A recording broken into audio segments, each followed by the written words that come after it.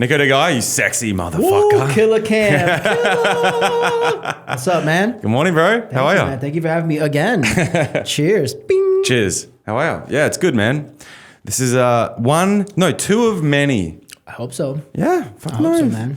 This is what it's all about. Just get the boys on, talk shit. Mate, you've been doing amazing at comedy lately. Are you past at Broadway? No, I don't know if I'm past that Broadway. I don't know. I mean, if you're not past, you're in that gray zone where it's gonna happen. I hope so. You've been looked at, you're recognized, you've been on the banner. I've been on the website, yeah. They put me on the flyers, which is I'm like, whoa. That's a big step. I mean, listen. I mean, maybe it's just because you're a sexy boy. You know what it is? Sells tickets. Damn.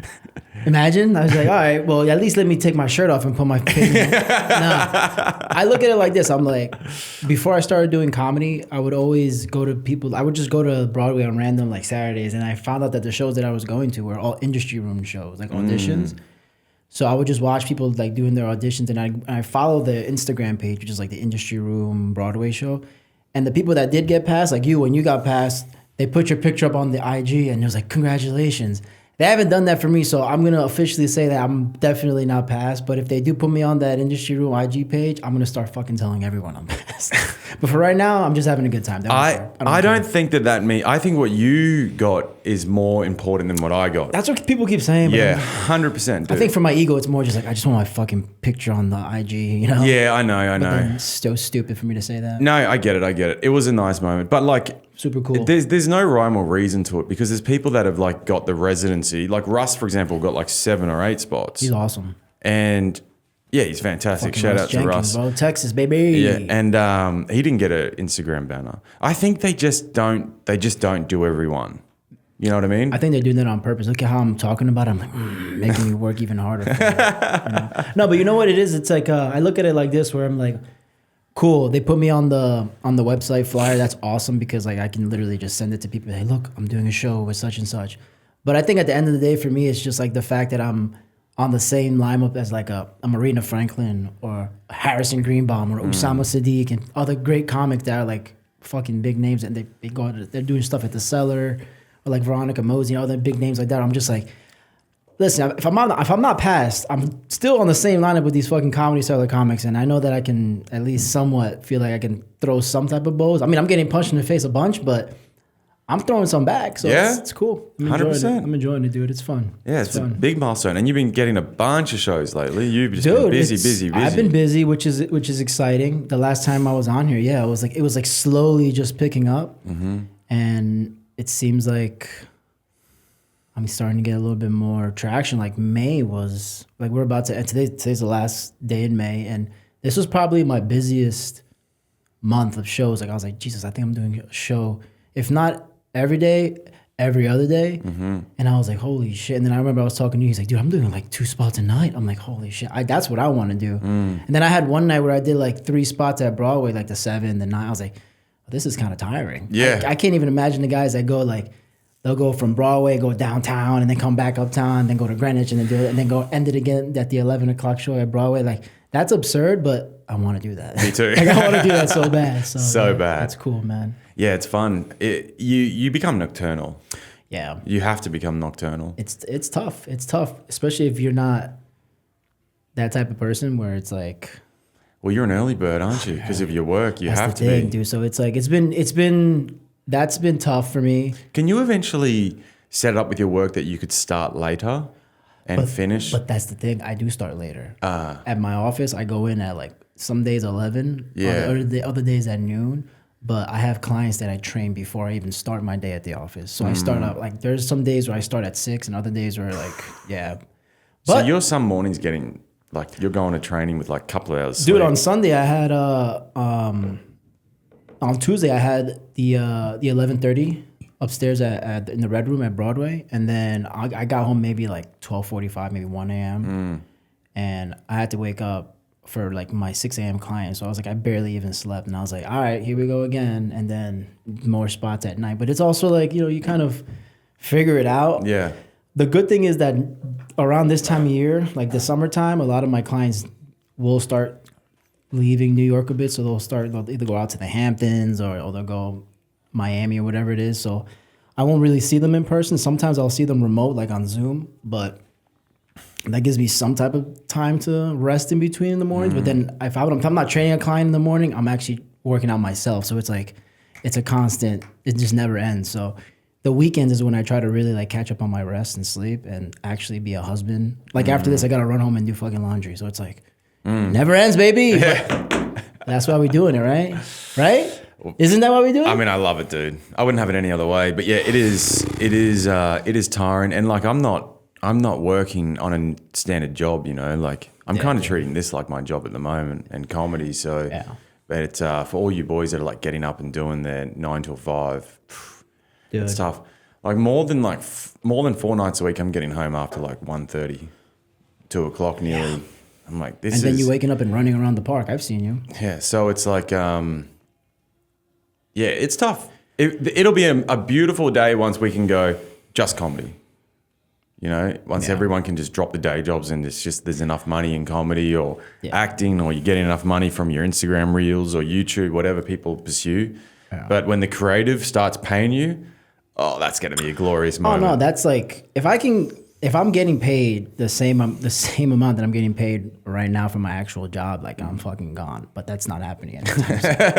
But you know what it is? It's like, you know, it's all about perspective too. Like grass is always greener, right? Because it's like I'm over here like, oh, you know, I'm coming home at 1 o'clock in the morning and then waking up to go, you know, work at 6 a.m. But it's also like I'm able to pay my bills and I'm able to be able to afford going to all these mics and all these things that I can help me kind of push this whole like comedy thing going. But if I didn't have a job, I still would be able to do other, like obviously more comedy, but it would definitely be a lot more challenging for me to probably be married, do other things. But yeah.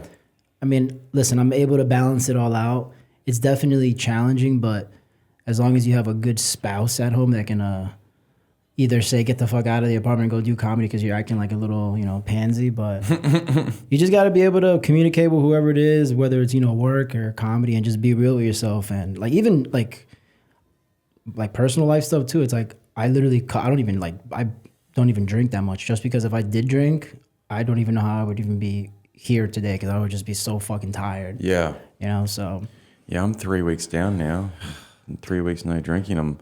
It's been so much easier to navigate. Dude, every time you're like sober, like I've chatted with you both when you're, you know, sober, and then when you're sipping here and there, like there's a lot more energy in your face. Yeah. And like just like clarity, you know, just with anyone in general, but like with you too, it's like you do so much, bro. You're probably busier than me. Be honest. I don't think so. I think so. Besides, you know, waking up early in the morning, you're doing a lot, dude. Like, you're going home pretty much after midnight every night. Yes or no, right? Yeah. That's. Yeah, but it's like it's hard to. I feel like I can't take it as. Like I'm not getting paid. It's not a paid job. Like it's on my own accord. So that's why I don't feel like it has the same density as what you guys are going through. That's true. I don't feel like it's as bad. It's like it's so enjoyable that it doesn't feel like work. That's the beauty of it. Yeah. And you get to do the hang, which is what I don't get to really do that much. Like the only time I really get to actually semi-hang is if I'm right after doing the comfy mic on Fridays at the comic strip and we're hanging out at Brady's. Like that's the only time that I'll ever really hang, because that's really the end of my week of doing comedy. I'm done. Yeah, I don't hang that much. You'd be surprised. Really? The majority of mics I don't hang. There's the only ones I'll hang is like the boys' mics. Like, yeah, same Comfy, Judy's, the Plan B boys. But those are cool places to hang. And when I'm awesome people. When I'm at shows, like when I'm waiting for shows, that's when I hang more. That's when it's fun. That's when it's fun. There's nothing better than when you're like, when you run into a comic that you either started up with or around the kind of the same time, and have just been drilling mics, and you've been seeing them, you know, develop their act. Yeah. And then they'll have like really good mics, and then they have some shitty mics, and then you'll actually be on the same show randomly on a random lineup. It's so fun. And you watch them do the same material that you've heard them really develop and kind of polish for like months, and they're just fucking ripping the room in half, and people are dying, and we're just like, this is why we're fucking doing it, right? Because yeah, it's so fun. Like last night, rocked up to Broadway, and Corey was there.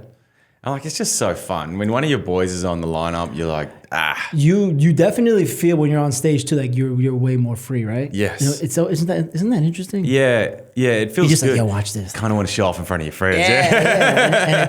And it's so fun. It's so great. It's so great. fun. It is fun. It is fun. I think that's the key. You don't get the takeaway. same satisfaction in other jobs either. Like, you know, when I'm wiring a switchboard, I'm not like, actually, you know, sometimes I am. I'm like, hey, boys, check out how good this is. But it's the, you know, like that's the finished product. You show them the finished product and it's like a still picture. But performing is like they're seeing you in the moment. Yeah. And there's something super beautiful about it. But it's fun. It's That's so the thing, fun. right? I think my main takeaway of all this is that like the hang, all this stuff like that, and whatever it is that we're doing, even like the blood, sweat, and tears that we're putting into this, it's like it's still fun. Yeah. Like I'm making 2 years on Father's Day, so we're fucking doing it, Hell baby. yeah, daddy. And it still feels the same. Yeah. Like I'm still like after, even if I'm sleep deprived and I had like a 12-hour work shift or whatever it is, and I'm like, I'm excited to try this new little stupid ass joke at a Black Cat or at wherever. Even though I know that I'm barely awake, there's something in my brain that I like, that last reserve battery just like turns on. And I'm like, all right, how much time do I have today? All right, we're doing this. Let's go. Boom. And then after I get off the stage, I'm like, get me home, you know? But I tell you, one of the things that I'm enjoying the most is now that I'm sort of, my face has been seen around Broadway a lot more. Whenever, and it seems to be like the majority of sets I do there's always like some problem, like someone hasn't showed up or they need more time because the server hasn't got the second round of drinks yet. So I've been stretching my sets. You know, last night I did 8, the night before I did 10, like on Sunday I did 15. that's awesome, dude. You know, and it's just, that has been fun as well. Just That's getting so dope. more time to just be in it. It's so much more fun than just doing like 5 really minutes. is. It really is. And people are like, know you now. They know you, even outside of like the podcast, like take the podcast out of it, like they know you at like Broadway. Like Yeah, they're people are starting They're to. just, hey, Cam, what's going on? Oh, that Australian guy. Yeah, no, he's funny. So it's like they know who you are. And even the fact that like you think you're going up to do 5 and they're just like, just keep going. Yeah. And you're just like, oh shit, okay. Yeah. That's the best because I remember, this is the funniest part, is like I was on a show at Broadway weeks ago and a comic that I know that we started up around the same time, he went up and he was supposed to do 5. Dude was he was lighting the room on fire as if he was like Usama Siddiqui types, just fucking, I was like, and I've seen him do this material at mics where it's like, it's funny, but it's like the reaction that he was getting from the crowd. Do I know him? Do you know Jared Sterling?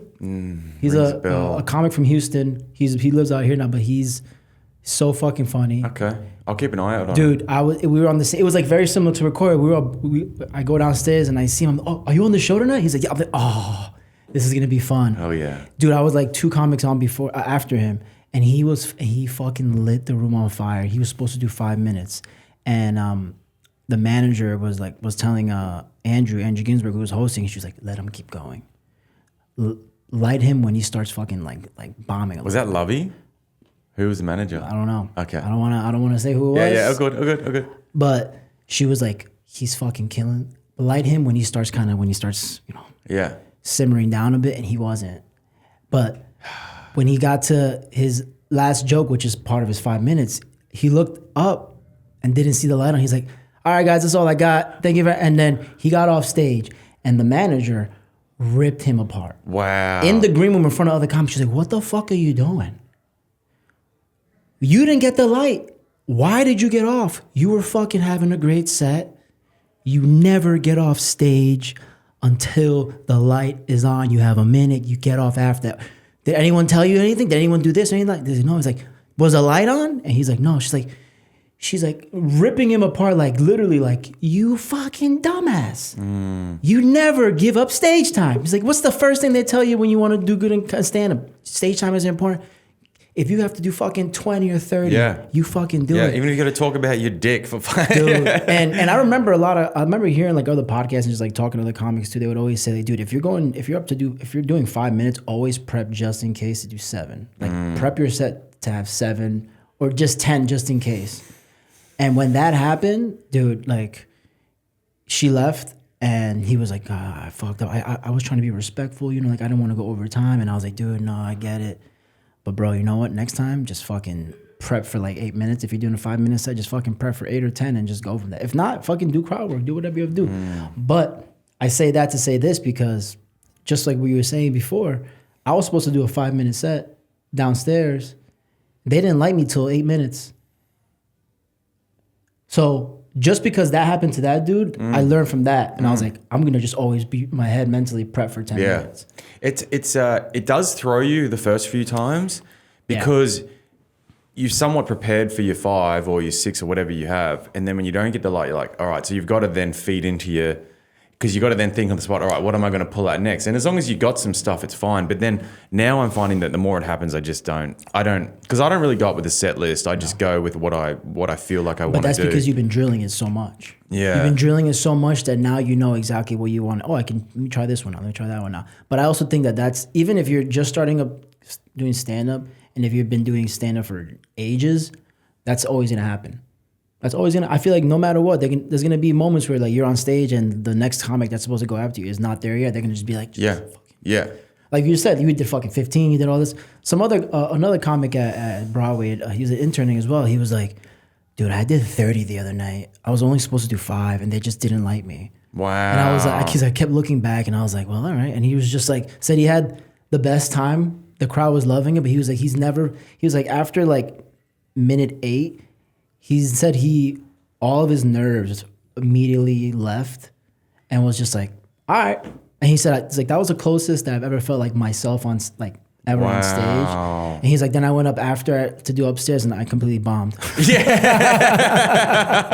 And I was like, God, I love comedy, bro. Fuck, it's the best, bro. It's the best.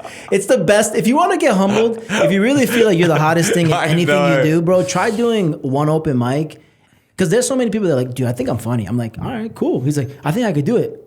All right, I'm hosting a mic on Friday. I'll put you up whenever you want. Come to. He's like, no, I don't think I can. You know, because there's a difference between being conversationally and like being funny, like with your friends. But then it's like, can you be funny to people that are not your friends? Like, they don't even know you. Yeah, they're from completely different countries. Yeah, I don't know, dude. It's fun. I love it. Broadway's the best, man. I fucking love that club. It's so cool. It's so cool, and the people that I've met there, it's actually cool now that I'll go, whether it's Broadway, Greenwich, or whatever it is, and like comics that like I've actually respect. They've been doing it much longer than us. Like, oh, what's up, Niko? I'm like, you know my name? Yeah. Oh my god, like it's a lot of people know your name. Now I've it's like, which is kind of cool, man. A bit, and like it said you're one of my boys, and everyone. I wonder if it's just because my name is so catchy. Niko de Gallo. It is a good name. It's a good comedy name. It is funny. Yeah. It is funny. So many people are like, they've known me for like almost 2 years now. I'll have random comics come up to me. They're like, is your last name really de Gallo? I'm like, what do you mean? They're like, Niko de Gallo? I'm like, yeah, that's my name. They're like, but is that really your name? I was like, why wouldn't it be? They're like, but it's like Pico de Gallo, Niko de Gallo. I'm like, yeah, similar, right? I'm like, maybe it's a stage name, maybe it's not, but it's fun, isn't it? It's fun. That's the whole thing. It's have fun. It's comedy, baby. Maybe it is, maybe it's not. I don't know. What's pico de gallo? That's a chili. Yeah, it's like the little the condiment. Like that's right. You have the nachos. It has like little tomatoes, onions, and stuff like that. Hey, did you know that the last podcast we did was the most listened to episode that I've had? You know what's funny? It had like across YouTube, Spotify, and Apple, it had like nearly 400 plays. Really? Yeah, which is like the most by a long shot. And I was like, you must have a really good, solid group, like good friends, good family. I mean, that support you, because that's great. Miles above anyone else. He was miles above even. That's good. Yeah, I mean, I didn't know till like when I met Mel, when I met your wife at the comic strip, she was like, "Did you know that your episode is like the most?" I was like, "I didn't know that," and I was like, I looked it up, and I was like, "God damn." How can we make it 1,000? It's cool. It's cool. It's when you put me, because your pod was like the first episode that any podcast that I ever did. That was the first one, and I was so happy because like I like to consider myself like a stand-up comedy like nerd or a geek that like I just love like learning about the craft of it. And when you had me on, I was just like, that's why when you watch that podcasts, like I feel like I'm not even funny the whole time. I'm like, I just love comedy so much. It's done so many things. It's like now I'm like, all right, relax. But no, when you put that out, I literally just send it to like all my friends, especially like all the people that when I was coming up, they were like, you should start doing stand up. You should do stand up. And I was like, I don't even know how to do it. I don't know how to start it. It was almost me sending it to them like, hey man, thank you for always like making me feel like I could potentially jump into this field, and That's it's fun. nice. It's cool because I got a text the other day from a buddy of mine that I haven't seen in like 15 years. He like sent me like a WhatsApp voice note. First off, don't send me a WhatsApp voice note. Come on, just text me or call me. Like we don't need to do that, right? Like we're both Americans. Like right? like I hate when people like. I feel like my dad, who's from Colombia, speaks to his brothers in Colombia like through WhatsApp voice notes. It's very South American, which is fine. Yeah, I get that because that's like their thing. But like, dude, if you live in Vegas and you're sending me WhatsApp voice notes. Come on, just call me, FaceTime me, right? Yeah. But anyway, he was just like, dude, like I just want to say that I was this song. I was driving home from the gym, and this song started playing, and it reminded me of you. And we were back in the dorm rooms, and holy shit, I had to pull over and start. I was just like laughing so hard, like tearing because of how funny that moment in college that you did this one thing. And he's like, oh, I say this to say that I just think that I love what you're doing. That you actually are taking a risk to do this thing called stand-up that you love doing. I really think that you should just keep pursuing your dream. Keep pursuing because it's so dope. And it's cool to people do that. You kind of inspire people, dude. You do. Like, I think it's so strange. In a way to pick up a new hobby in your 30s and run with it and then start doing well and start getting booked. And it's like, all right, well, this is clearly was a good choice. Yeah. I think you inspire people to go, hey, man, like, maybe I can try something a little different. You know, maybe I hope can so. push. I hope so because it's like there's other comics that like Rodney Dangerfield didn't even become a fucking household name until he was like fucking late 40s. Man, Joey Diaz, Bernie Mac, all these big names. A lot of people like Anthony Bourdain didn't publish Kitchen Confidential till he was 45. Yeah. He got famous at 45. I know. You know, it's like all these. There's a lot of amazing people that didn't have their start till later. Yeah, and it's a nice reminder because. I don't know. I'm pretty sure we've spoken about this. Like starting in our 30s. Yeah. You know, I'm 36 next month.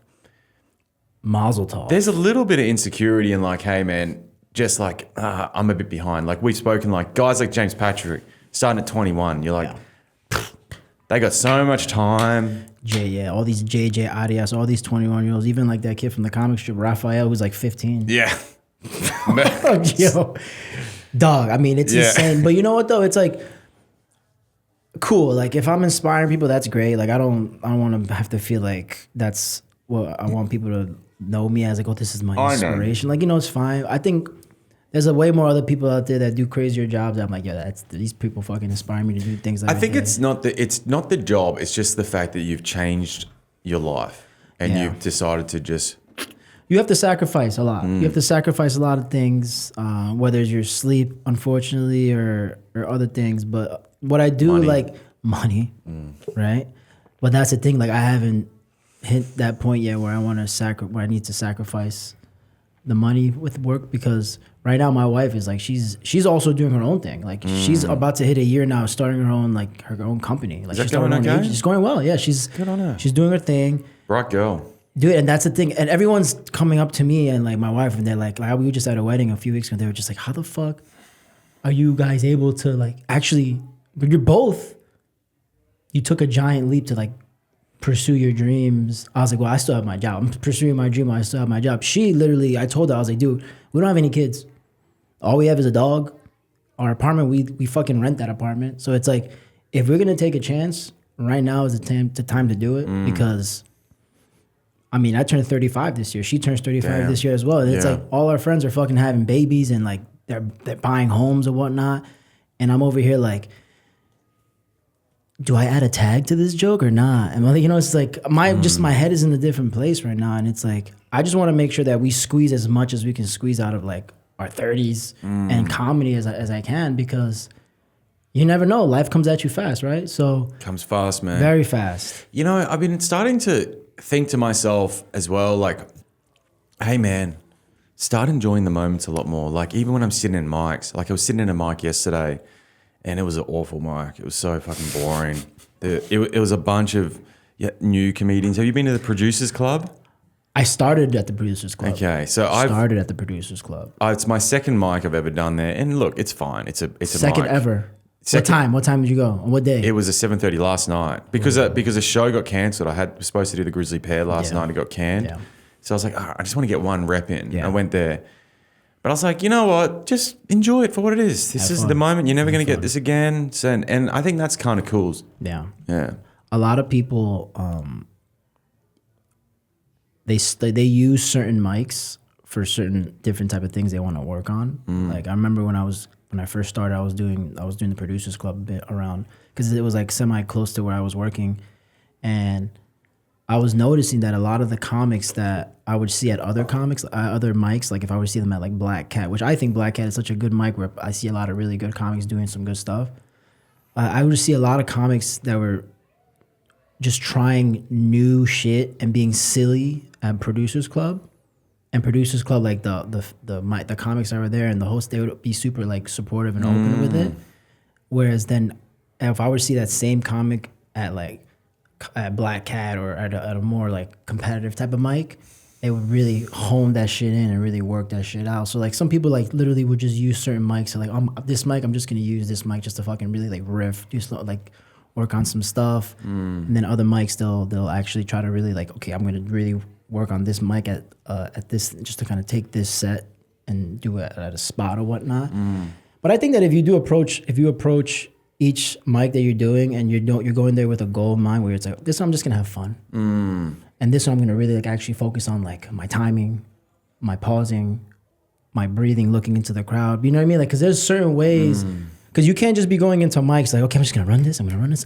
Yeah, you can run your set, but also change things around where it's like, why don't you try doing, like I've been doing this thing now where like I heard Louis C.K. does this thing where it's like when he starts working on new material, he starts with his closer first, and then see if he can build up on the rest of that set. Because if his fucking closer is a fucking monster, then all the other jokes can have to semi pick up a little bit. So. But yeah, the Producers Club it's an interesting place. Yeah. It's also a lot of like rookies, up and coming comics to go there, which is nice. There was a lot of rookies last night, but also you're right, it was very experimental. There were some guys doing some like almost acting. Yeah, it's a theater. It's a theater. The thing that bothers me at Mike's is when people read off their notes, like just completely like not even like look up from their phone. They're just reading. It just sounds like they're literally reading it, but they are literally just reading it. You know, and I'm like, that's really boring to listen to and not engaging. But that's only because we've become like these like semi snobs in a way, right? Yes or no? I guess, yeah. Because you want to enjoy, because you enjoy comedy, you enjoy stand up, and you want to like feel what this person is saying. I want to know exactly what like if you're reading it off of paper, cool. Like maybe that's the first time you're doing it, but again, like if you're gonna keep doing that shit, it's like. You're going to figure out that that's not the way to do it unless that's part of your whole shtick. Yeah. I know exactly what you're saying. I've seen that, or like when comics are reading off their phone, it's like, it's taken away from that moment. Yeah. Just like that pop, pop, pop. But everyone is different, dude. Everyone's different. I don't know. Are you a notebook on stage type of guy, or you just try to memorize it? For Mike's, I bring a notebook out. Yeah. I'm working on some new stuff, so I generally just I just have like a little note that I've ripped out on my hand. Yeah. Dude, I think that barbecue bit, that picnic one you're talking about with your dad one, I think the wedding? That can be a solid 5. Yeah, it's funny. I think you can take it there. It's funny. It's working fun. Because I did it last night at the 12 o'clock show. Yeah. It went well. Really? Yeah. Dude, there's so many, like, because there's so many characters in the joke too that you can just like kind of play off that too. Yeah, I should really flesh that out even more. Think about that, because it's like, you're a triplet, man. There's already like, you could probably do 3 minutes on just each of them, and then you. I know. It's so cool. That's why I can't wait to see your shit keep fucking. Thanks, man. Because that's why Usama really inspired me yesterday. I love that fucking Usama Siddiqui. If anyone, guys, check him out on Instagram. Or YouTube, wherever you can find him. Like, he is unreal. So fucking good. But his act outs that he does with his mother and his family. I'm like, oh, that's where I can go with my family because I've got such a unique family, triplets and twins. It's personal. Yeah. It's personal, and it's like it relates to a lot of things, to a lot of people, and it's great. He's also so authentic. You can't, if someone's talking about their own family, there's nothing can get in the way of that. No. You know, no one can say, oh, he ripped that bit off this or like. And the emotion's there. Yeah. You know exactly how this person feels about that said topic. Aaron Berg. Oh, dude. That guy. Oh, dude, I got to get him on my podcast. Before I started doing comedy, I found a documentary that he did where he did, I think, don't quote me on this, but I think he did 56 spots in one night.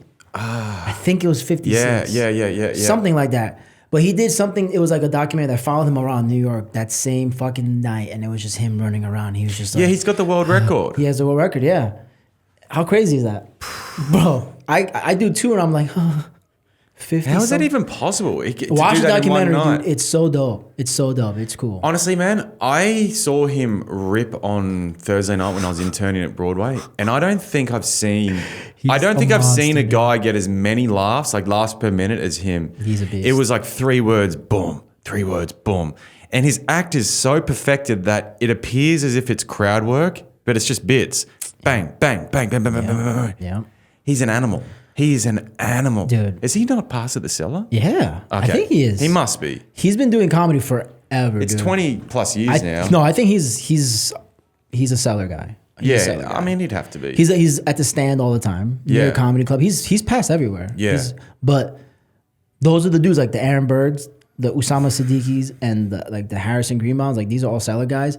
But those guys. Harrison's funny as well. You know he was a magician as well? He's both. No, he does both. Oh, yeah? He does both. I think he did recently have a magic show. He goes to Vegas all the time and does like magic shows. Apparently he had a residency at Vegas for like 2 or 3 years. But he does it's half comedy, half like magic. That's cool. So he's just fucking amazing. This is so cool. Dude, the thing that those 3 comics have in like, dude, when I saw Harrison, I had to follow him one night.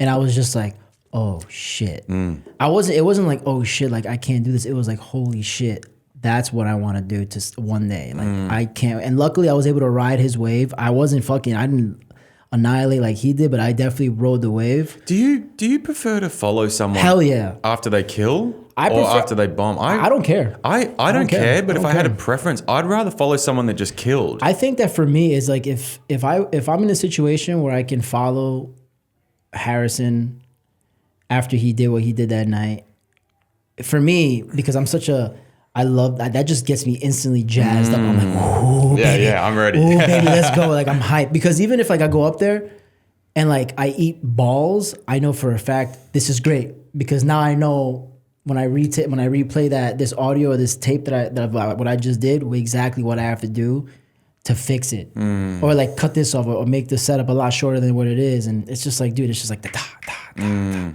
But again, you still want to make sure that you're still working on the craft of it, right? Like we're gonna get there one day. I'm not trying to like rush it, but I've had moments where I'm like with a group of friends, and I feel like I'm like boom, boom, like flamethrowing like that, and I'm like one day that's gonna be on stage. And I can't wait for that to be the case. But these guys have been doing it forever. They know exactly what they have to do.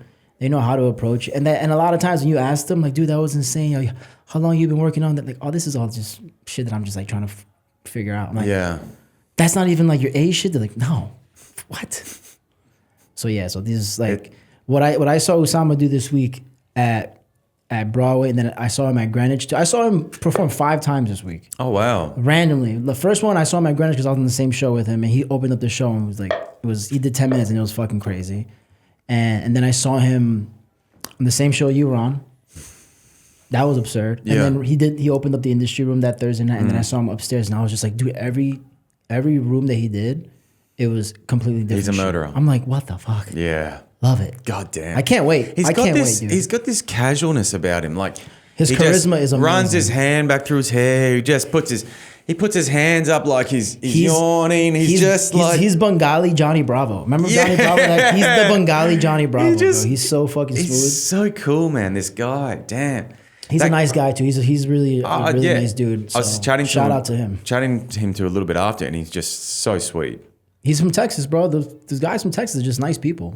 My wife is from Texas. I mean, she's not nice to me, but it's fine. She's nice to me. She's nice to you. She's nice to me. No, she's fine. She's fine. No, but it's so. But that's what I mean. It's like what I love about where I'm at right now is that I'm now able to perform on the same shows with the caliber with the big boys. You're playing with the big. It's like when you're a kid and they're like, the older cousins or your older brothers like start letting you play with them, and they don't let you win. Yeah, they don't let you win. They don't let you win, and they hurt you. They fuck you up. They'll pass you the ball, but they will fire that ball. Like, oh, fuck. But they'll make you know, like, or they'll throw the ball at you and they'll all tackle you. Yep. But you're like, shoes. oh, how good does this feel? Feels so good. It's so cool too, because like you know for a fact that you're not there, but you're like, one day I can be there, right? And all it does is just take some work. It's fun, dude. But that's why I think that, especially if you're starting up doing like open mics or whatnot, keep drilling the open mics, but you gotta also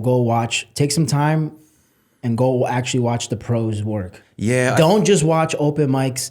It's gonna fucking make your brain rot, dude. Yeah. It's just go to the cellar.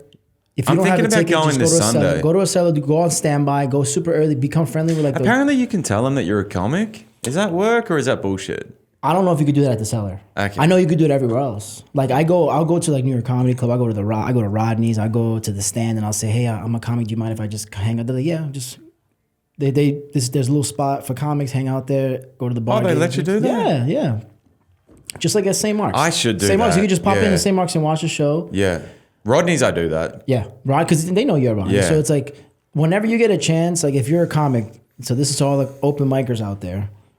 Don't just do open mics, bro. Keep drilling them for sure. Keep doing your open mics every day. But if you have a chance, sacrifice one of your open mics days and just go out and go to the fucking Comedy Cellar. That's such a really good idea. Go to the Comedy Cellar and watch the pros work. Watch how they go on stage. Watch how they remove the mic from the fucking stand. Watch where they put the mic stand. Watch how they stand on stage. Watch how they finish their set. Because it's like, you want to be one of these guys though one day, right? It's like you want to kind of be in their shoes, but it's also like you gotta watch the pros. You can't just keep watching us. We're awful, right? It's like compared to these guys, we are, dude. It's beautiful, but it's also like you want to also like what you're gonna watch professional sports on TV. Or you're just gonna go to the park and watch these guys fuck around, shoot free throws. So you gotta watch the pros do their thing and then compare and contrast. Yeah, that's what I think. Yeah, I agree. Or just go to other shows. Go to other comics that produce their indie shows. They'll sometimes have these big names that and you'll see these big names working on their material, and then watch them work at a cellar, and you're like, holy shit, that's just polished as fuck. Have you seen Al Lubell live yet? Dude, I wanted to see him that one night.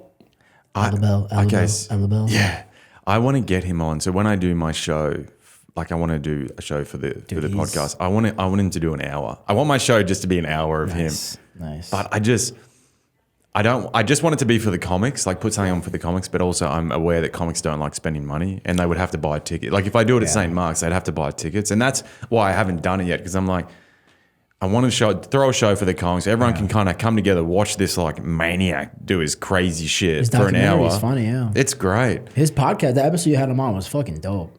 I learned so much from that. He had a video where he's like on the court with like Michael Jordan, like fucking around, like just like it's insane. I'm gonna book him again. He's huge. He's tall as hell. Yeah, dude, he's a machine. He's a baller, huh? Yeah, dude.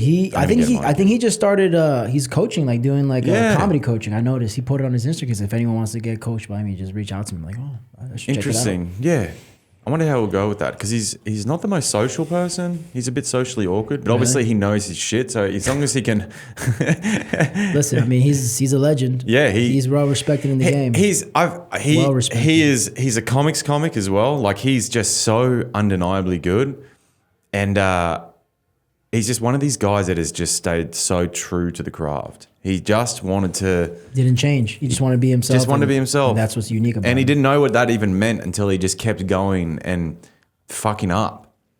Like how he said he would be himself and then he would lose spots because he was so weird. Yeah. And a lot of these guys, a lot of our friends are probably going to have, a lot of our friends that almost us go through some of the same issues. Like, Harrison, for example, he's edgy. Yeah. And he got booed at Broadway, but that, so the guys that can offend people or are weird in some ways, they always have a tougher time. I think, on their journey. But when they make it, they're like a radiant light, you know? Yeah, but Harrison loves that shit though. Oh, he loves it. He loves it, and that He's gonna be such a. I feel like if people laugh at it, he's like, "Fuck, I didn't do good tonight. I needed to fucking have them against me." Man, I can't He's wait. funny though, bro. He's so he's a funny. good writer. He's one of my fucking best beast. friends. Nicest guy. I Him can't- and Joe Gerbo, Yeah. fucking those guys are great. I can't wait to see him when he gets his like audience and he just.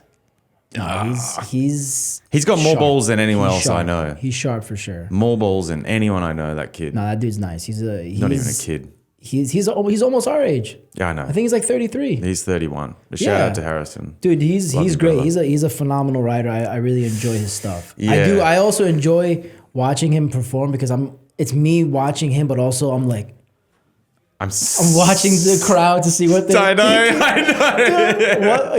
He posted a clip of after one of a spot he did at Greenwich, and you hear at the end, right, when he's coming off, some lady's like, "You're horrible." And he loved it. He fucking loved it. Dude, like he doubles down. He doubles This is down. what he does. This is why he's going to be a star, because when he starts losing the crowd, or the ladies are like, ugh, he then gets more into his like jokes that he knows are going to rip them, and he'll just double down and then triple down. And that's why he's a fucking animal. He's going to be a great. It's gonna be so good. He's going to have a rough ride sometimes, but if he doesn't bother him, he's that boo that he got was probably the best thing, because that hardened him. That put like a hard turtle shell on him. Yeah, I mean, getting booed by like 250 people. Well, he got booed by like 3 women. But he didn't get booed by everyone, but he got booed by 3 women, and then like, yeah. Who cares? Yeah. Bro? He's an He animal. knows what he's doing. Fuck yeah. He's strategically he's gonna rip through the stratosphere. We're gonna be like, yeah, it's not a surprise. Yeah, Why I'm is not- that? Why are you surprised? Are you not entertained by him? He's fucking a beast. Come on. It's so good. Both of them, him and Gerbo are fucking. Gerbo's hilarious. Gerbo's too. killing. Gerbo's fucking another one. Gabbo's killing it at the moment. I said to him the other day, He's so funny. I'm like, dude, you're coming up with new material. It's good. It's polished. But there's nothing better than meeting another comic that's fucking a good comic, but also a good human being. Yes. A good person. Nice personality, like just very charismatic, and just you can approach them. It's just like they're just great people. Yeah, 100%. dudes. Yeah. But that all probably started with you too. Like you started that little community, and everyone's like, because I would have never met those guys if it wasn't like hanging out with you and stuff like that. So Yeah. Well, I just just common. I don't know if I started anything, but I think we all kind of came together at the same time. Yeah. So it's been awesome. yeah, I mean we're older too, so that also helps. Yeah. Till the rumors start getting spread. Cam, you want to put some lotion on there for a spot? I was ripping. There's a rumor going around about me at the moment that I do sexual favors for spots, and I was joking about it on one of the mics yesterday. I was like, 30 spots is worth sucking a dick for. Like, bro, I fucking I'd suck a dick for 20 spots. Shit, I'll do it for like 3 spots in one night, all in one. That's so funny, man. Nah, but it is funny how people start these rumors for no reason. I wonder what goes on in people's psyche, like in their head, just to kind of. Are they just bored? People are Jealous, envious? I don't know. It's jealous. It's jealous, I believe, but why? What do you have to be jealous about? I'm not doing anything any different to anyone else. Yeah. Also, like, you know what I mean? Like, go do it. Yeah. Whatever. If you're jealous of something that I'm doing, just go do it. I'm not special. I'm not any better than anyone. I think that's just like human nature, when someone's doing their thing and you're like, why can't I be that person or do that? I mean, you can do it. Yeah. You can just figure it out, but it's just like the act of doing all this and doing that, and then like they're listen, everyone's dealing with their own demons and dealing with their own bullshit and whatnot, but it is what it is, bro. Tall poppy syndrome, we call it in Australia. Really? Tall poppy syndrome. So when the poppy goes up, the one poppy is starting to, people cut it down because they want you to be at their level. Equal. Interesting. Fuck. Listen. Show business, baby. Showbiz. Show business, baby. I was talking to Corey Cooley last night, and he was saying, That guy's funny. I love him, dude. He had a good set. He's got a great voice too for a comic. Yeah, he's just funny too. And he's when we're hanging, Yeah. he's like the funniest guy. He's like the funniest guy to hang with. He's just he never stops. He doesn't even try to be. He just laughs. He just enjoys life. He loves hanging out with comics. He's like the best part about comedy is hanging out with comics. Yeah. He's like that makes you better at comedy. It makes you a funnier person. Makes you a better person. Yeah. And he was saying last night to me, he's like, Cam, you're gonna love it once you start hitting the road and you go to all these communities outside of New York. He goes, you're gonna fucking love it. You're gonna find your place in the world. Yeah. It's like, That's gonna be fun, dude. That's gonna be fun. I can't wait till we're all in the cars and we're driving to spots, catching flights together. How cool is that going to be?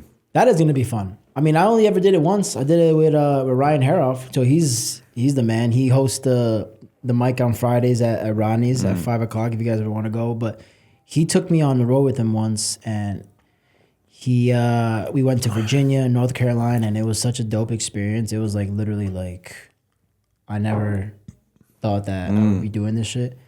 And what sucks too is that he's been asking me to go on the road ever since that trip, and I just fucking wedding season. I gotta go to all these fucking weddings, and it's like it's kind of a shit show. But he is a motherfucker that is hilarious. He's from Ohio.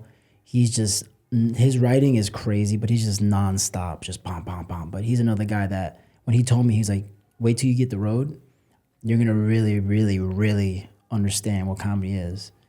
And I did when we did that one show in North Carolina, dude. I was the only brown person in that whole town. We stopped for a car wash. White kids were washing the car. I've never been to a car wash where white people were drying the fucking hoods of a car. I was like, what the fuck is this? This is what happens when you send all the motherfuckers back to El Salvador. You got the fucking high school quarterback fucking wiping all your windshield. It's not even doing it correctly. It's like Australia, man. Dude, it's so crazy, man. Oh, That's so cool. how was Australia? It's great. My trip home was awesome. It really, you know what? It was funny because at the time I didn't really write or anything, and I kept kind of stressing that I wasn't doing any work there. You gotta have fun, bro. But once I came back, it kind of just came back. Yeah, and it took a few weeks to shake off the cobwebs, but it's been the best thing ever. It was so good to see my family. Yeah, dude. I really got to bond with my family. Dude, it really, really nice. It is. We have. We forget that family is also another important key to the success that we have with anything we've been doing in life. So it's hard. It's always just sometimes I do get caught up in the whole craziness of doing comedy and just like life in general. I'm like, I haven't even like called my mom or whatever. And it's just like and I feel sad because I'll hear a comic go up there and do a bit about their mom or dad that just passed away, and then all these stories. I'm like, damn, what am I doing? You know, I'll feel super like, I don't know, but I felt like that when I left. But yeah, I was like, I've got like 9 nieces and nephews now, or 8. Yeah. I think the 9th is coming now, and there's more coming. Yeah, and I was like, my mum and dad are getting old. I'm like, am I missing out on like the best years of being with my family? Yeah, dude. There was a certain element of guilt. This is like technically the best years, pretty much, because like we're at the age now where like they just we're just shooting the shit with them. Just like, oh, you want a whiskey? You want this? You want that? You know, it is tough because I'm at this crossroads where like I was telling you before, like all my friends are like they're having kids, they're doing all this shit, and I'm just like, why don't I feel like I want that? You know, and I talked to my wife about it, and she's also like, I mean, I don't know if I want that either. I'm just like, and then I start getting these thoughts in my head where they're like selfish thoughts, where I'm like, but what if do I want to be like that old man by himself? It's like we're all gonna be by ourselves no matter what, but it's like I don't know, dude, it's crazy. Would you? How do you feel about that? Yeah, I'm the same as you. Like, I feel like I should be thinking about it, but I'm not. I'm not. I just want to kick the can down the road for a while. And Exactly. my wife's older than, she's 39. She's 40 in October. So she's 40-40 club. Yep. Big deal, big milestone. Yeah, it's going to be a big one. Cool. I'm going to have to do something. Hell I yeah. might plan something. You might have to. I'm not going to say anything else because she listens to this. Nah. But you know what it is, dude? It's part of it. Yeah. So we did this to ourselves. I know. The thing is, like, she makes the money at the moment, right? She's. I thank God got my own savings, but I've moved into her life, and she already had her life sorted, right? So it's been an easy transition for me.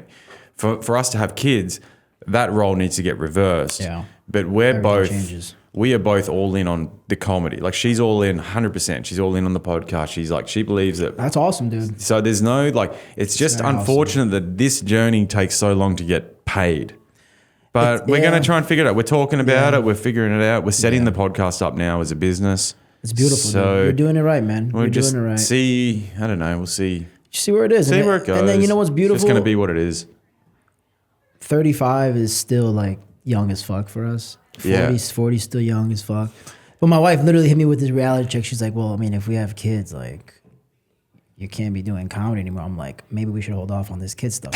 I'm like, whoa. You can definitely be doing comedy. Your comedy's going to get better with kids. But the thing is, my wife she's super supportive about this whole stand-up stuff. Cause like, and I'm also very thankful that she's starting her own thing too. So she understands how like hard it is to be like just an entrepreneur and doing all that stuff. She's learning it, which is great. But at the same time, it's like we're both like, we're really hoping that we're both continuing to succeed in what we're doing because like it's fun. Yeah. Like watching her deal with the fucking lows is brutal, but then watching her fucking achieve these fucking giant things that happen in her career, it's like, it's awesome, man. She's loving it, but not many people are built for that type of lifestyle. Just like not many people are built for like the comic lifestyle, like what we do. Yeah. Like how many friends do you have that are like legit adults, right? Like I consider myself an adult, but like what I mean like legit adults, like they're just like, they literally have homes and all this shit. Yeah, a lot of them. Do you want to come? All my friends at home. Do you want to come to my timeshare? I'm like, no, I don't want to go. I don't want to wear like sweater vests. I'm not like a boat shoe guy. Like I don't want to go golfing with you. Don't ask me that. And which is weird because like when I was younger, I was always like on this mission of like I don't want to grow up, but I want to be successful. Because I didn't grow up with a lot of money. Like I was like. Grew up in a 2-bedroom apartment in Queens, so it was like I was like I need to get the fuck out of here and I need to start making money. I just need to be successful in it, and I was like one of the first people in my friend group that kind of like did a lot of things. Like graduated from college, did all this, got a job, and did everything. And all my friends that were like kind of behind me, they're like surpassed me in adulthood, where they're like, oh, I have a mortgage, I have this, I have that. I'm like, yeah, but that sounds so stressful, so stressful. Like all I have to really worry about is like, did I walk my dog? Did I pay my rent? And shit, do I have 10 minutes for this spot like down the line, right? Like it's like, but then again, I ask myself like, am I just immature? No. Am I immature? Are we immature? No. I don't know. You also, we're happy. We also we're don't, paying our bills. Yeah, we don't. You don't have to have kids. That's the thing. Like that's where I'm at right now. You don't have to have them. I'm like so nervous. Why do you have to have them? You like it's just something that is being embedded in us society-wise because that's what's always been done. But we don't have to have them. Also, you can have kids late now. Like I met a woman the other day that had her kid at like 37. Bro. 47. Have you been waking up after a bender? It hurts. Imagine waking up sober, but having to do this, but like with children. Yeah, people do it though. They do it. But it would suck. It would suck. I'm not anti-kids. No, I know you're not. I know you're not. I like, but at the end of the day, it's like I'm not anti doing whatever I have to do to try to get my little dream, so-called dream, off the ground. I think it'll answer itself soon, especially once money starts coming in. Like your wife's position is secure because she works for herself now, right? Yeah. And then once your position comedically is more secure, that'd be nice. Which it will be, it's only a matter of time. Then it's going to be like, all right, this is easy now. Let's do it. Yeah, I'm hoping. And then you just pay a nanny. Just pay a nanny. Yeah. Yeah, but that's the goal, right? But I think right now, I'm just trying to have fun. Yeah. It's super cool too. Like if I'll get a spot here and there, and then I'll like the producer of the show will say, hey, what's your Venmo or your Zelle? I'm like, for what? They're like, oh, for your pay for the spot. I was like, oh. Well, I forget that some spots like are paid. Yeah, I haven't had that yet. I've had like 2 spots that have been paid. But that's the problem. It's like, I think for me, it's like, that's awesome. It's awesome also because I have the luxury of having a job that's paying me outside of comedy. But it's like I totally like my wife gets mad when I say this, but I'm like, I'm not doing this for the money. I'm doing this. She's like, no, you got to do this for the money. I was like, no, I get what you're saying. Like she goes, don't you want to be famous one day? I was like, yeah, but like I don't want to force the fame. Like there's all these comics and they're like, oh, can you follow or like repost my clip? I want it to hit 1 million. I'm like, bro, you're forcing it. Just let it do its thing. Yeah, if it's yeah. funny, it's gonna make its way. Like you do your job, yeah, sure, send it out. And if they think it's funny, they'll do it. But it's like, I don't know, dude. I get it. It's a game. It icks me a little bit when people do that. Yeah, yeah. I always like I'll fuck with the people that send me that shit. I'm like, oh, you want me to repost this? You want me to send this to my parents too? Like as like a joke. Like, I'm like, no. I was like, well, like just tell me that you don't just copy and paste, because they'll just copy and paste it and they'll put like a little silly thing in the bottom. Like, isn't it crazy when you do this? I'm like, so what do you want me to do with this? Give me to like it and share it. What do you want me to do? And they're like, oh yeah, can you just? People just don't send me these reels as if like I'm part of your email chain. You see what I'm saying? Yeah. I feel like that's what Instagram is becoming now. Like the messages when people are DMing you videos and shit, it's just becoming like the new like email. I'll have all these emails. I never check them. So it's like, that's why I think the hang with other comics and just human beings is cool, because like you also have to genuinely be a human being and socialize with people and just really get to know them. Like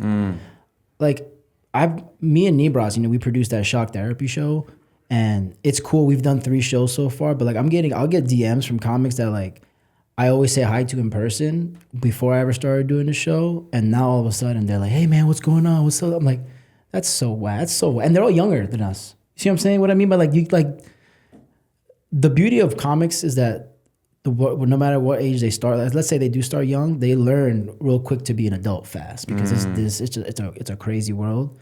But it's like, bro, just if you want to go on my shock therapy show, this is for all the comics out there that want to eventually go on my show. Just come hang out at one of the shows and see if you like it. If you don't like it, cool, whatever. But I need to see you face to face, shake your hand, Nebras, shake your hand, for us to eventually be like, hey, we should put this dude on the show or this girl on the show. Because it's like, I'm not going to put you on the show if I've never seen you at one of our shows. Yeah. That's it. I came to your last show. It was very good. Yeah, dude. I liked it. I'm going to put you on the show. I told you. And I know you said you don't want to get shocked, but we'll... No. After watching it, I'm like, nah, this doesn't look that bad. Because when you first said it, I was like, that's fucking sadistic, But dude. that's the whole idea. Yeah, right? But then after watching it, it's fun. I'm into it. I put my name down in the bucket. Yeah. But I got you, bro. Yeah. Don't worry. Yeah, one time. I'm in no rush. Whenever, man. Whenever We'll get Mel to come through and she'll control the Can we actually? Listen, if she comes through, I'll be like, oh, Mel, you zap. That will be so funny. Then I'll just do so many jokes do about a bit it. about the shoes in the oven.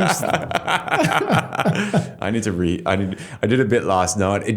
Have you had moments on stage where things just come out that are just completely unrehearsed? It's just spontaneous.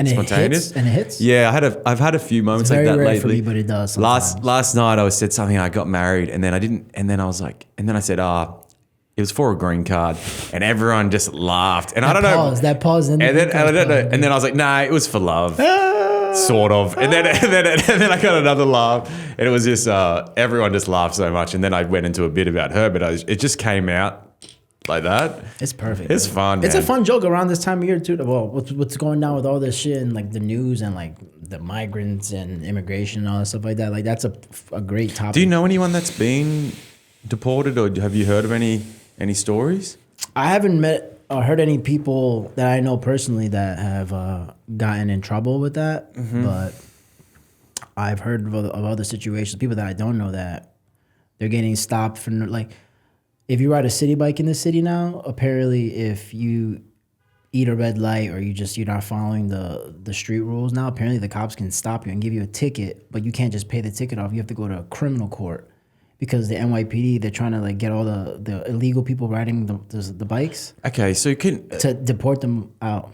That's a thing. That's a fact. That's just a thing. Can you? I just learned out. Can you run a red light on a bike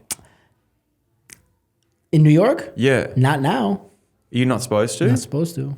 I always run them. Yeah, me too. I was riding with a guy, a New Yorker, and he said you can run a red light. You've just got to give way to the cars. Now there's they're like trying to do things now in the NYPD where they're trying to stop people and give them tickets for that, just to see if they can get the people off the streets that aren't from here. Damn. I'm not even making this. It's not political. Like, it's a legit. I can send you the fucking yeah. Like, that's crazy. My wife's one of her colleagues or something like that. She was supposed to meet up for lunch. She said, "I'm sorry that I was late. I got stopped by the cops because I was on a city bike and I got a ticket and I can't pay it online. I actually have to go to court. I have to go to criminal court." And he obviously wasn't white. It was a white girl. Oh, was it a white girl? A white girl. I was just like, what? Damn. So I was like, if they're stopping white people, like imagine me. Yeah. That's why, dude. I'm wearing long sleeves. I don't even show my tattoos off right now because I'm like, Yeah. I'm not MS-13. Relax. Like I'm wearing Lululemon. Do you take city bikes? Dude, that's how I got here. Oh yeah, I love it. I got here. It's so much. If you're a comic in New York, learn how to ride a bike. City bikes will get you from spot to spot in no time. Like Mark Norman does that shit all the time. Oh, he does? Yeah. And they're fun. There's no better way to get around. They're faster than taxis dangerous. a lot of the time. It's dangerous, but yeah, it's fun. But that's New York for you. It's a dangerous city, but it's fun. Yeah. That's just. So you ride one from here up to Rodney's, like near where you live?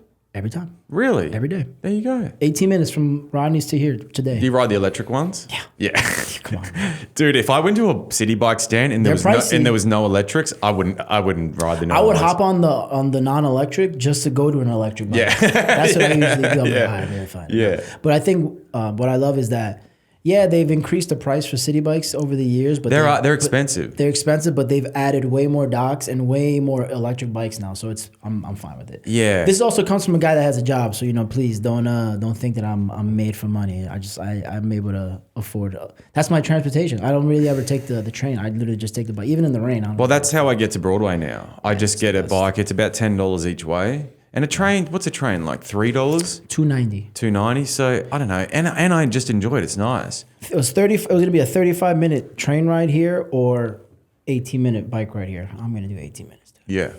But that's the problem too, is like I'm starting to realize there's this thing about waiting too for things. Like to pay, like actually train rides for me have always been like kind of therapeutic and allow me to like relax and like take my time to think because there's nothing else I can do.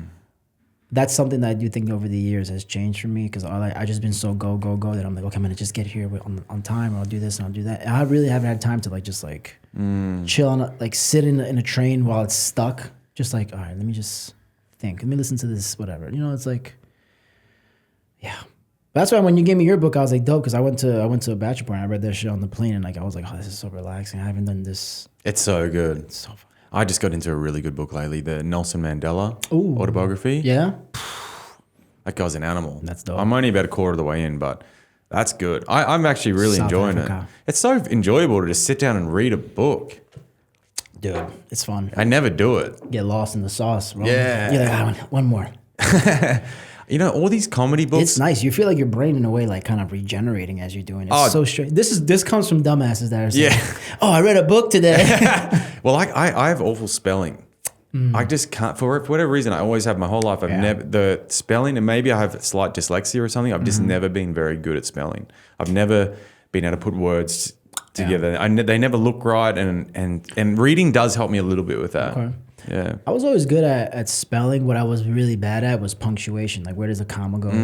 Every time I'd get like an essay back, they'd be like, there's so many run-on sentences and fucking like sentence for all this shit. I'm just like, fuck. Fuck. Like, I'm just like, and I would never change. I'd be like, I'm not going to school to be a writer or something. And it's just like, it's so stupid because it's important to know how to write a fucking sentence. Embarrassing that I'm saying this as an adult, as a 34-year-old man. Like, I don't know where to put a period. Now I know where to put a period. That's a full stop. Remember the other day you were like, what's a semicolon? I was like, no, I didn't know what a semicolon. I don't think we call it that in Australia as well. Maybe we call do. It differently. Yeah. I still wouldn't have known what it is. Yeah, no. My mum used to get so frustrated at me. Like, I don't know what a noun and a verb is. I don't know what it is. None of these things, it never sung. And I wrote a fucking book. Do you know how insane that is? That's hilarious. That's great. But you know what? That's just how it is. That's life, baby. Yeah. All these things, they never stick in my brain. Oh yeah, okay, I learned that. And then like a month later, I don't know. Did you know what a pronoun was before the... I know what a pronoun is. I know what a pronoun is now. Well, now that I'm applying for jobs here, it's like every application they ask for your pronouns. One of them I get so frustrated. I'm like, I'm not gay. What are your pronouns? I'm just an electrician, man. Come on. Fuck. Yeah, it's crazy. It is interesting, but at the same time, it's like, whatever, man. Yeah, I don't. He, him, whatever you want to call it. They, them. Well, I don't get the they, them. How can you be a nothing? I don't understand that. That's what blows my mind. I don't know. He, him, cool. She, her, all right. They, them. You know what? I have never really been in that situation where I had to do that. I think the only time I do have to like include my pronouns is when I'm like signing up for certain mics. like, what's your Instagram tag? What's your pronouns? I'm like, and it has like the little star where you have to put your pronouns. I'm like, oh, he, him. I don't know.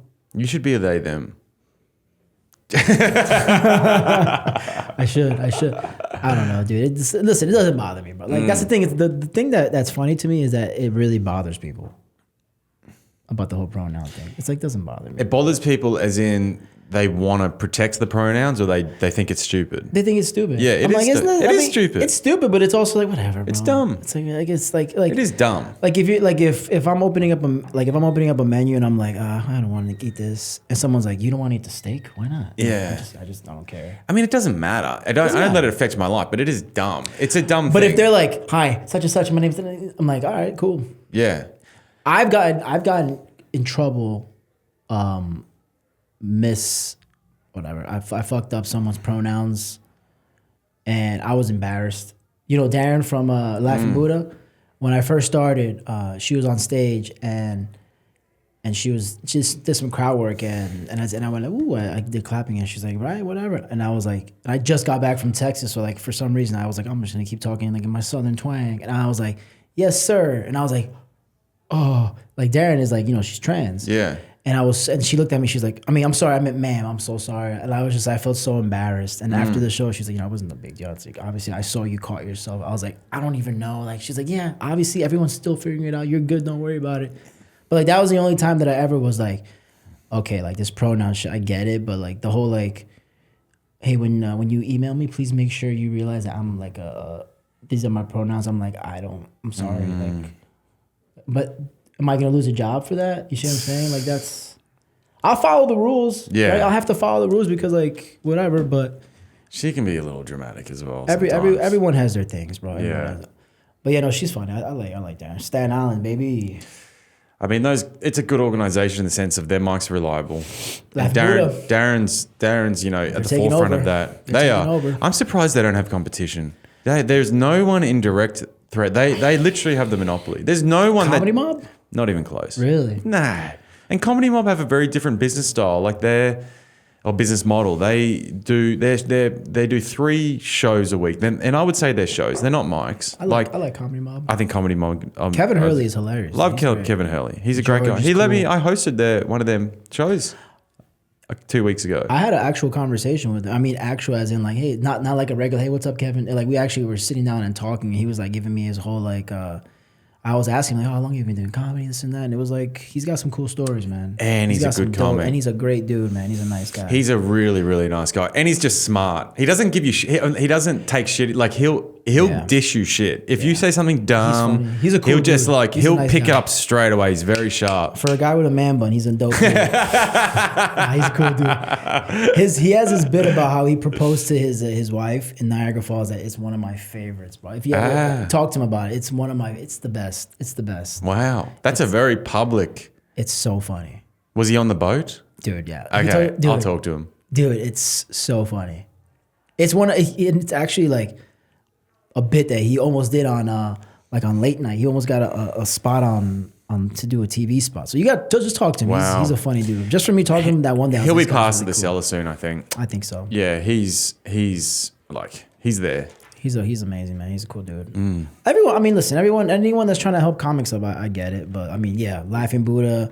I guess you're right. They kind of have their own thing. They used to own a club, I guess. Jay was telling me. Jay from the group chat. He was Saverio, like, yeah. He was like, they used to own a club somewhere. I'm like, oh damn. Would you ever own a club? Would I ever own a club? I mean, I would like to definitely like squeeze as much out of comedy, you know, before I can definitely do that. But yeah, I definitely think that would be something that I would definitely be interested in. I would like to be an investor in a club. 100%. Yeah, I would like to be an investor. I don't think I would want to just be at one club all the time. Yeah.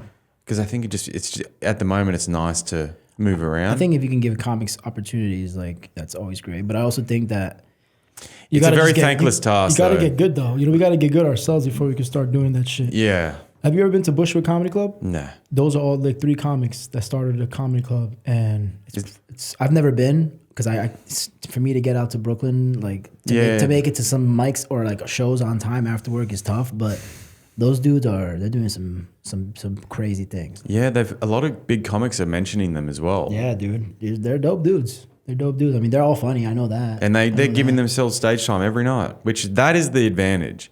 You know, like Well, the Jad, the Carabanos, like they're getting 2-3 shows. That dude Jad, he used to be in the military. Like he was like a military journalist, and it's Jad, Brooks, and Kyle. Those are the 3 guys that own that club in Bushwick. And I know Brooks. I don't know the other 2 guys. I've seen Jad at Mike's at Bush. Kevin, I mean Kyle. I've seen Kyle do some spots. They're all funny, but I think Jad is one of the dudes that he does like a new 5 minutes. He writes a new 5 minutes like every 10 seconds. He's a beast. Watch his shit. He's crazy. Go on his Instagram. He's a dope dude. He's got some dope stories. Hell yeah. He has like his own little podcast now too. I think it's called like War is Gay or something. War is Gay. War is Gay. Yeah, I like that. It's fun. But yeah, dude, those are the guys you got to talk to about opening up Comedy Club one day because those dudes like they're doing it right. But yeah, I mean, it's like who wouldn't want to just constantly be around comedy all the time? Yeah. Like the Carabanos, like they do that stuff. Like it's dope. It's all dope. I commend anyone that's making their own opportunity. But that's them doing it though. Yeah. You can't just expect it to be like handed over to them. Like people just like, how come I'm not there? It's like, bro, that's like the story of every comic's life is like, well, how come I don't have that? It's just like, bro, it's just, I don't know. I don't know, dude. Like, again, I told you, like, May was a super busy month for me. I don't know what June's gonna look like. I don't know. It's comedy. It's up and down. But like, that's the problem is people constantly think that everything has to be like, it can be if that's what you want it to, but is the quality gonna be there? You know? You also want to keep striking while the iron is hot, but it's also like, you could also burn yourself out. So, I don't know. Well, brother, we're getting pretty much to the end of this. Do you want to give everyone your socials? Yes. Follow me, Instagram, Pico de Gallo 13, PIKODEGALLO 13. Instagram. That's all I got, really, just my Instagram. And if you want to come pop out to one of our my shock therapy comedy shows, come through. My Instagram handle on that is Shock Therapy Comedy. It's me and Nibras. We put together a show where we shock comics on stage while they do their sets. And Cam's going to be on one of the show next, so stay tuned. Mate, stay tuned. It's been a pleasure. Cam. You're the man. Boom. See you in the next one, guys. Hey guys, thanks for listening to this episode of Going After It with Cam Bird. Produced by Cam Bird. Podcast edited by Calpit. Music by Brian Rigby. If you've enjoyed this episode, please like and subscribe. And if you can, get after it.